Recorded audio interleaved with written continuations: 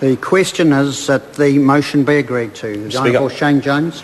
Sir, let the records for this night show that although this side of the House agreed to support these reforms, largely because we saw the immediate value in enabling the industry to free itself up and a process to stop it fighting amongst itself, we had the unedifying spectacle of the putative leader of the industry, in a political sense, the Minister of Fisheries, standing, sir, with his hand going rapidly in and out of his pocket, whilst sir, he mumbled very awkwardly over amendments upon amendments upon amendments. Sir, that is not an example of fine constitutional practice, and for reasons that on this side of the House we cannot actually account for, but his collar continually curled up. We cannot rationalise as to what stimuli that collar was responding to, sir, but I can assure you it was not a pretty sight, sir, and I only hope that as a consequence of the changes that we've acquiesced and supported this evening, sir, that the industry goes on to stronger things. Now, as I've said earlier, sir, this has been a target for a long time, $1 billion from marine farming. There will be no $1 billion, sir, unless monetary policy governing high-quality exports and the ability to repatriate overseas earnings back to New Zealand at a decent rate.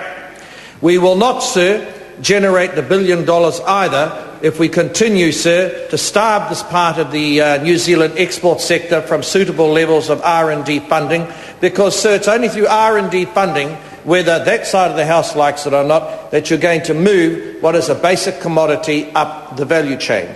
And thirdly, sir, yes, it is important that central government exercise a suitable level of supervisory control over how and when resource consents are allocated, especially in those cases where there's intractable opposition, sir.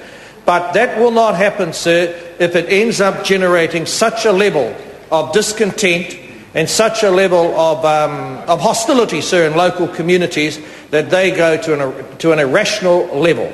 So, sir, with those sorts of admonitions, naturally we will support the passage of this bill as I give this third reading speech. Sir, we've had a few unremarkable things come from Sandra Gowdy about this bill, and I do accept, sir, like the area that I hail from, the Taitokerau, the Hauraki Gulf, etc., sir, that's her area, but there's a portion in Schedule 1 which talks about marine mammals becoming entangled in marine farming structures, sir, and also endangered species. And indeed, sir, in this Schedule 1, the term turtle is used.